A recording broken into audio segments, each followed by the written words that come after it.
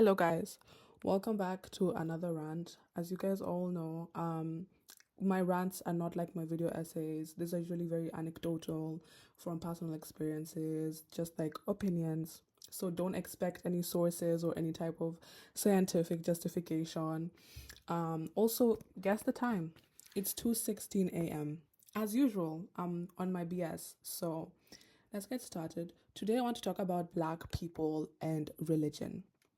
And I feel like the reason I'm making this video is because often when we talk about Black people and religion, it's a very condescending tone. It's not truly, how to explain it, empathetic. How people talk about Black people and religion, especially when we talk about leftists, talk about feminists. And so I'm trying to talk about a lot of different things, a lot of different aspects when we talk about Blackness, religion, and that scope, that area. I want to talk about very many different types of religion and not only organized religion. I want to talk about voodoo for the Afro Caribbeans. I want to talk about African traditional religion for the Africans, as well as Abrahamic religion that's literally all over the world, that a lot of people follow. And I feel like for me, that's how I've perceived those are like the major religions that Black people follow across the world. And of course, again, this is just a rant. So feel free to correct me if you feel like I'm wrong, but this is just kind of how I perceive the world as a Black person, as a Pan-Africanist. Anyways, I feel like a lot of times when we talk about religion, especially when we think about Karl Marx's quote, where he says that religion is the opium of the masses, I feel like when we are talking about Black people in specific, in relation to that type of sentiment where religion is about blinding someone, about brainwashing, that is true and that is a part of the story, but there's a lot more to say, there's a lot more to comment on when we're talking about Black people especially. I feel like it's very different, this dynamic, because of this shared history that we have. And as a Pan-Africanist, I can definitely see the connections between how Black people, how Black families, how Black dynamics interact with religion in general. I will say that, especially, I think it was this one TikTok video, it was of a white South African talking about how Black South Africans refuse to leave the God of the colonized peoples. I was like, you are literally a direct benefactor of that system. Like I'm gonna need you to relax. I understand what you're saying, your sentiment is good, but you don't get the whole story, you don't get the full scope. In fact, you're still today benefiting from the fact that there's such a wealth disparity. Anyways, we're gonna get into that later. First, I wanna talk about my personal experience with religion and how I grew up, so we kind of understand where I'm coming from and understand how I was raised. So I, of course, I grew up in Kenya. I've lived there my whole life. Right now, I'm in Europe for uni, but I grew up in Kenya, and I actually went to a Christian primary school. But I won't say it was so strict. Like, I feel like when people talk about like they went to Christian schools, like mine was like, yes, they would say like, oh, like boys shouldn't hug girls and like try, I don't know, but it wasn't like serious. I don't know, it was just like a normal Kenyan school. It was a mission school, and it was just chill. Like, I really didn't feel like maybe we would have worship every morning, but it was low-key fun. Like, I don't know, like I was low-key, like I liked it. Like, it was fun because you got to sing, and of course a big part of religion is the singing and like being together. And we had a church inside the school, and we would go to church. It was like every Friday we would have like a church service. But again, like, this didn't feel like I was being forced to do it. It was just like, this is a Christian school. And so I grew up around Christianity. My parents are Christian. They are not the type of parents that people normally talk about when it comes to like, my parents are religious. I found that we had a very healthy relationship with religion in my household. I never felt like I didn't want to go to church or I felt like it's being used against me or giving me some type of guilt. I feel like my parents really kind of did not do that in comparison to other African kids. Like I just like my church as well that I went to and I still go to is like because I grew up in such a very, I don't know, very different way, right? Like I didn't feel as if religion was being pushed down my throat. If I didn't want to go to church, like especially when I got older and I'd be like, I just don't feel like going, no one's telling me I'm going to hell or anything of the sort.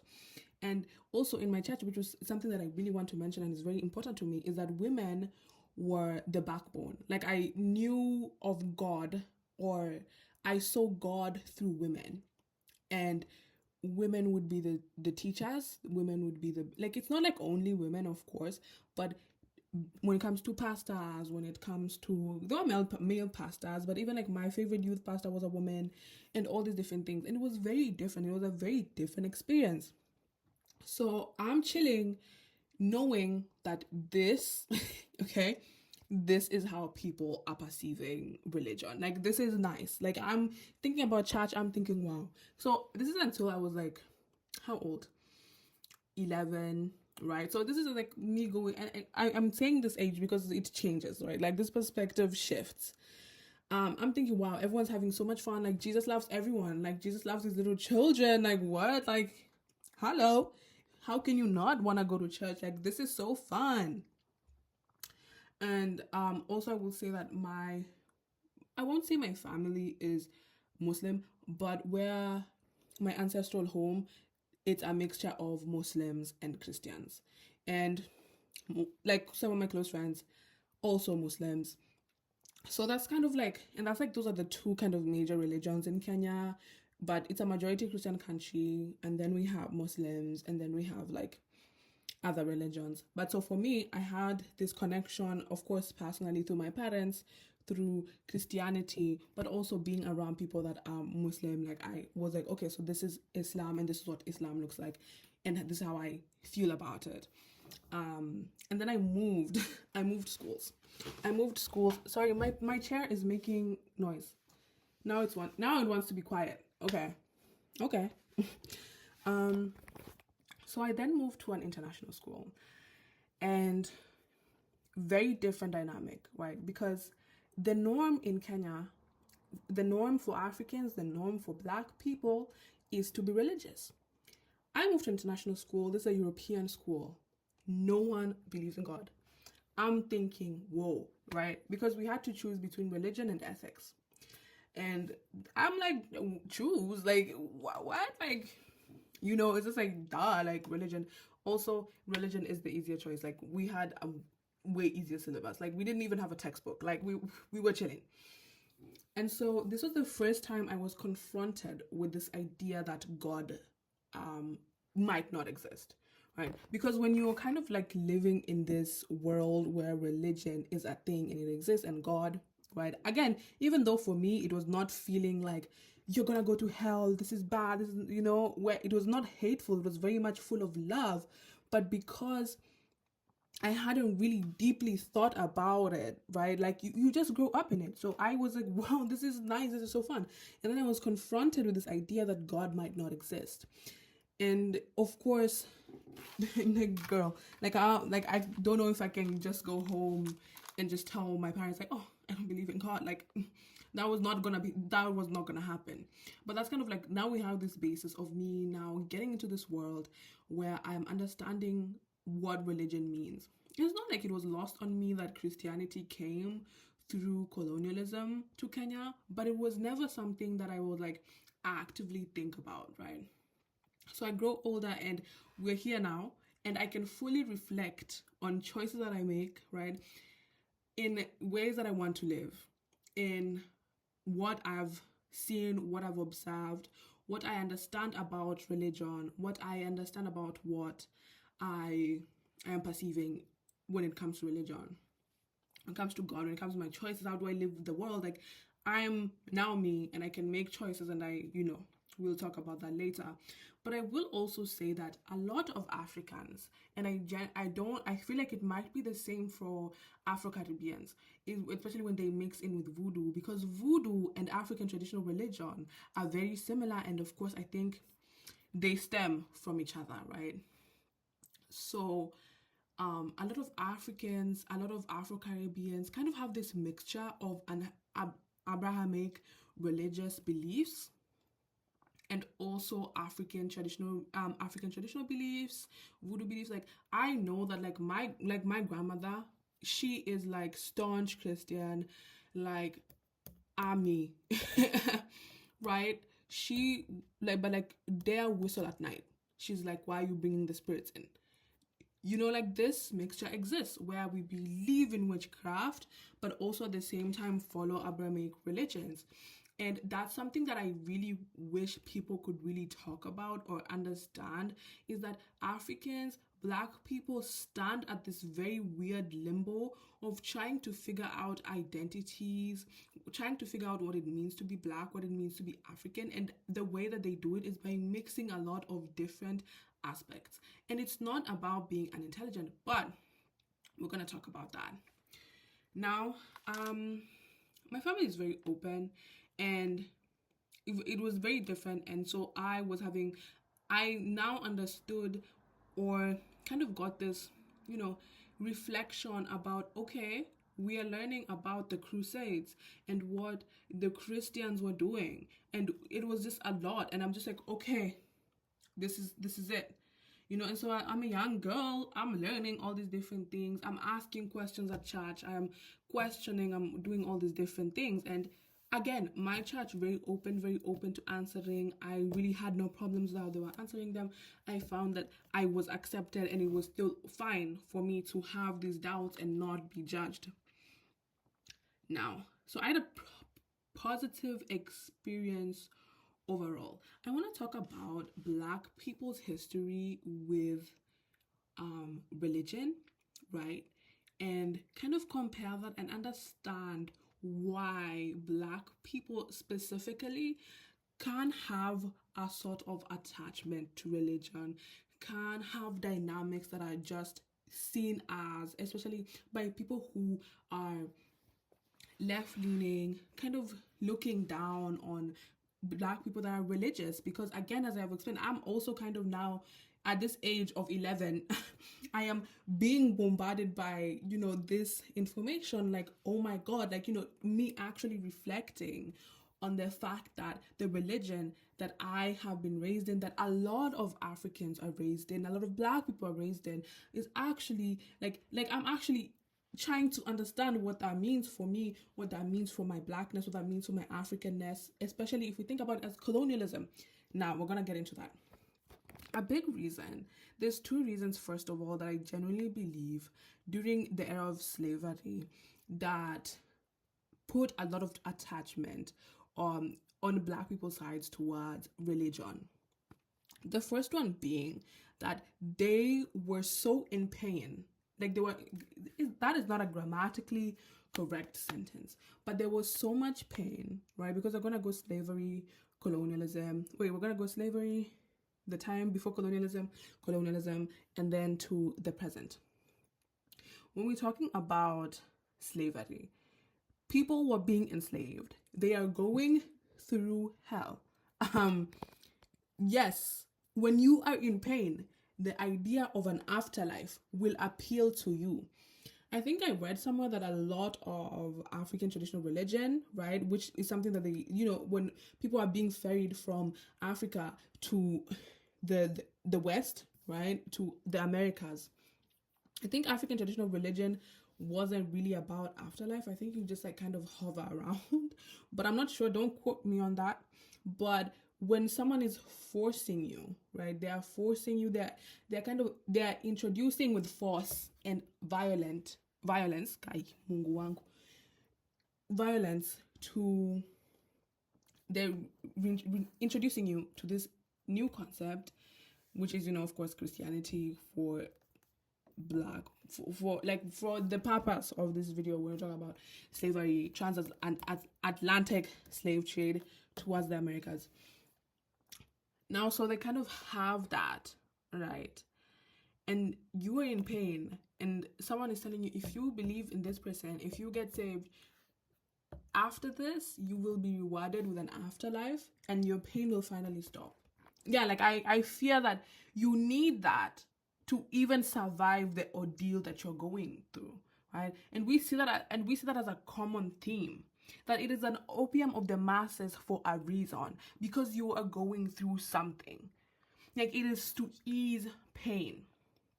The second point is that only through churches, okay, I'm not going to say only through churches, but churches were a way for people, for Black people, to get educated, to sing hymns, to read hymn books, to get any sort of education. Because the whole point of anti-Blackness, right, especially when you talk about slavery, when you talk about colonialism, is, I don't know, to prove you, especially, this was kind of the system. You have to prove yourself to the white man.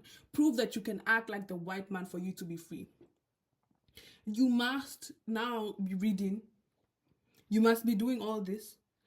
And we will consider. Like, it wasn't like it was help, like, but it was something that Black people had to conform to, especially when we talk about capitalism, when we talk about all these different things. I'm saying many woke words right now. But I just want us to consider the fact that for a lot of Black people, going to church was one of the few ways that they could get an education for them to be able to be seen as respectable people. And that is one of the biggest reasons. I'm reading through my notes here, so I'm trying to understand where I'm at. And then we're going to talk about colonialism. Now, what happens before colonialism? Because that period is also very important. We have a lot of people, right? We're kind of gearing up for the scramble for Africa. Okay, we're gearing up for the scramble of Africa. You have a lot of people coming in from Europe, a lot of white people, a lot of missionaries coming in from Europe, just settling, creating bases, just settling, companies, all this, just settling, right? And so when the scramble for Africa finally comes around, this is when the official start. But colonialism has been around for thousands and thousands of years. But that was, and we get to the Berlin conference. Everyone kind of just tic-tac-toes on where they want to go for where, And so you kind of have that as a base of now there's already people who had already come before, created hierarchies. Because again, this hierarchy of proving yourself to the white man is very important in understanding what is going on when we talk about Black people and religion. So you have that, right? And so when the scramble for Africa was happening, very many different African countries were fighting for independence. And I feel like I want to talk about a few things, especially when it comes to the fight of independence. The first one, talk about the mixture of religion, of African traditional religion and Abrahamic religions. When it came especially to the Mau Mau, which was a independent, what am I trying to say? A militia against the British colonialism in Kenya. You could see, even when you read their oaths, that it's definitely a mixture of African traditional religion and Christianity, right? Because you are being told you must live like this, you must live like this, you must live like this. And that's why it's always okay, I don't know if my makeup looks ridiculous or not. We just have to live with that. I'm getting hot. I'm getting hot and it's so... Anyways, so thinking about that is that it was absolutely forced upon Africans. And this is why I'm bringing up the education aspect. When we talk about Jomo Kenyatta was one of the people that were kind of key in Kenya getting its independence. Jomo Kenyatta had to have been educated. He was educated through mission schools, I think. And he had to go abroad. He had to, and I think the reason why they were talking to Jomo Kenyatta and not to the Mau Mau, even though the Mau Mau caused a state of emergency within the nation, is again because they found that Jomo Kenyatta was conforming more to white ideals. And this is, further again, creating a hierarchy. Okay, people that are religious, well, I don't know if he was religious, to be honest. I don't know if he was, because he, who knows? I don't know about that one. But just like creating that hierarchy that, oh, to get free, we must act like the white man. We have to adopt this new religion. And especially talking about the white man's burden and how the white man's burden was kind of used as a way we have to civilize the masses. And one of the ways to civilize the masses was giving them a religion of Christianity. Right.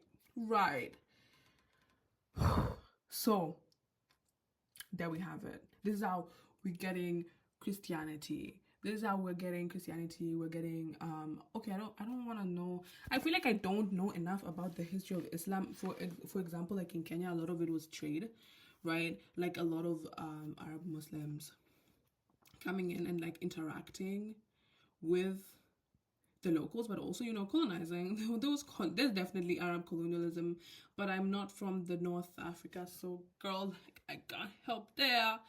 Me can't help. But this is all I kind of like know, right? And we kind of have now a traumatized peoples who, of course, and this is on all sides of the world. Like, we're talking about people from the Afro-Caribbean. We have the Black Americans. Now we have the Black Africans, the Africans in Africa, all going kind of through the same stages of coping mechanisms, being forced to act a certain way. And not only that, a lot of our African traditional religions were monotheistic, so it wasn't kind of like hard to think about one God and putting yourself through that. Not only that, but I want to talk about the fact that a lot of Africa was patriarchal, and Abrahamic beliefs definitely traditionally patriarchal, and it wasn't hard to fit that mold, to create those gender roles and to make that a thing. So when we talk about that, especially, I will never ever be sold on the fact that it was, because like, people always kind of see this is why when people talk about it, I'm just like, why are we acting like these white people cared about whether we're religious or not? Because they didn't care. They really did not care. It was just an excuse to get labor. They used the white man's burden to get labor. They literally did not care if we were religious or not. It was a way to get labor. It is a product of capitalism, right? It's a product of patriarchy, capitalism, anti-blackness. Like, this is this is right. And that's why when people are like, oh my god, black people are just like opium of the masses, like, bro, like, this was an orchestrated infiltration. Right? And I was saying, like, I was saying on TikTok, King Leopold's letter literally was just like, give them religion so that they think that the pain is worth it, so that they can get free labor, that they can it's like poverty was the point. It wasn't about us believing in God. It was just like, bro, like, we can low-key use that as a scapegoat. We can scapegoat Huda, but like, we can low-key kind of like trick them, like, or kind of make ourselves feel better for, you know, doing all these horrific things, if we just say we're doing it in the name of God, in the name of Jesus. We're just spreading, we're evangelizing. No, they wanted labor. They wanted free labor. And understanding that the point of capitalism is poverty. It's poverty. And if we're thinking about the demographics of people that are usually disadvantaged within any society, it's usually black people, right? When it comes to who owns the means of production. Again, because we couldn't own the means of production because people came in and they were taking everything. We were transported from Africa to go to a different place. We are now enslaved there. We're enslaved there. It was just slavery happening all around.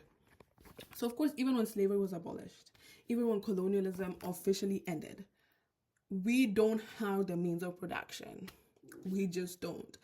In Africa, if we're thinking about it, it is just the people that were in politics at that time who kind of got their means of production.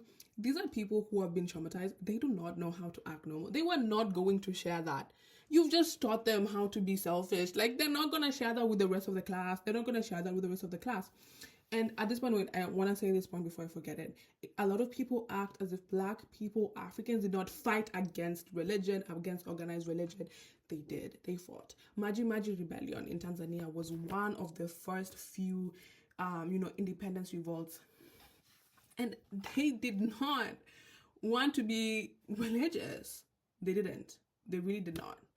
And I think I look up on Tanzania's history, but they did not. They were very much African traditionalists, even when it came to the ideology or even how they started out their rebellion and in believing that their gods got them. Like, yeah.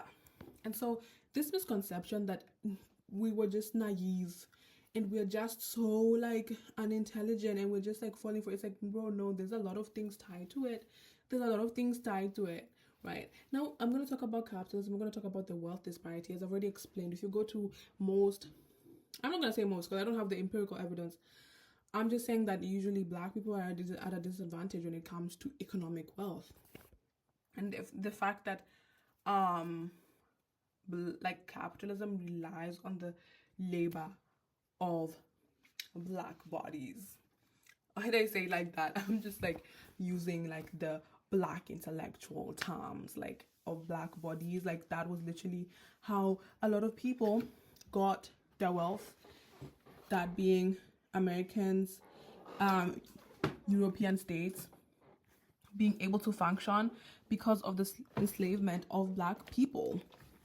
And even if we think about Kenya or other African countries, a lot of it is built on the labor of poor Black people.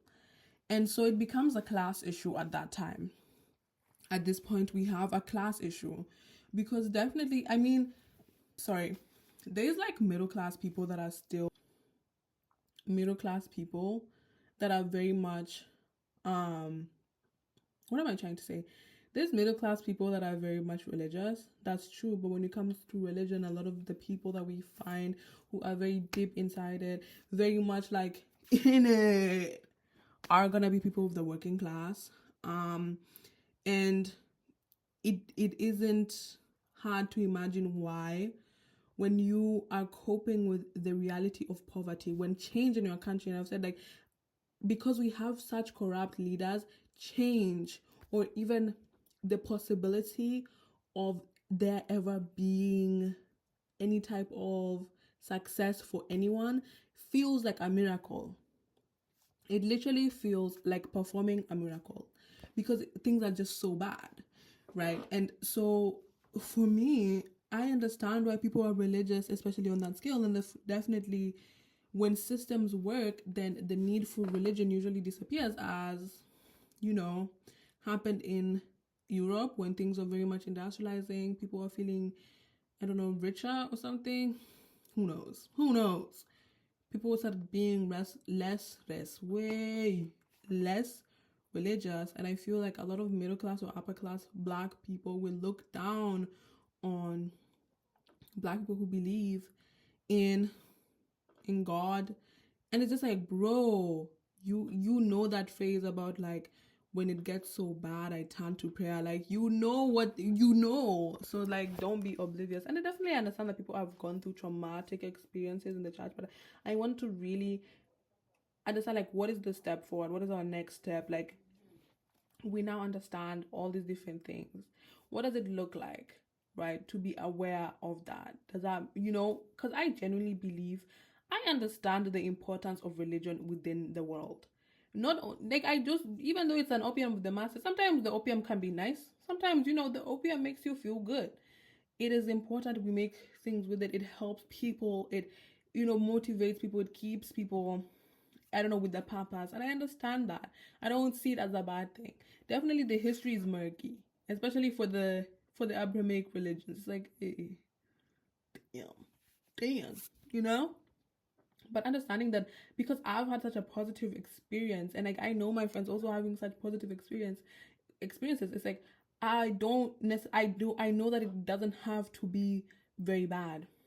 I already talked about the patriarchy and misogyny that's usually found within the religions, and then it just makes it worse. Especially when it comes from a class issue with working class women and them feeling like they have to like cater to their men, and even though they might not have money, at least they're a good wife and stuff like that. So that's also a very problematic thing. But one of my friends, we were talking and they were talking about bell hooks and how also bell hooks was a bit religious, like, you know, mixing that up.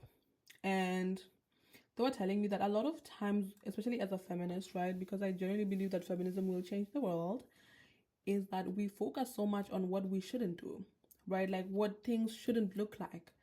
And then she kind of just asked me, like, why don't, you know, you should ask, what does religion look like in a feminist way, in a way, in a pro-black way? What does religion look like for that? Like, you know, I feel like when it gets to a point, I think it's very much like like conjoined economic system, but also the freedom that you have in choosing a religion. Like freedom comes from thinking like, okay, I feel like when you can really, you know, you truly want to belong to a religion, when there's no like outside factors kind of affecting you, making you feel pressured, making you feel like you have to cope with something. Oh my God. That you have to cope with something for you to get to be in that religion. And I feel like that's so important, especially when it comes to feminist choices, is having a choice on whether you want to follow a religion or not, and what does a religion look like too? Does it look organized? What is the difference? All these different things. So yeah, that has been the video. I think that we're good. Yeah, that was my rant about religiousness and blackness, and us definitely as leftists, as people who are further in our journey, being a bit more supportive and understanding that it's a lot about politics, a lot about economics, more than it is about like black people just refusing to blatantly. It's just like, okay, so now what? Like you tell people to leave the good behind, and it's just like, so what else do they have to live for when systems are not working? When there's nothing to like to look forward to. Anyways, thank you all for listening, and I shall see you on the next one.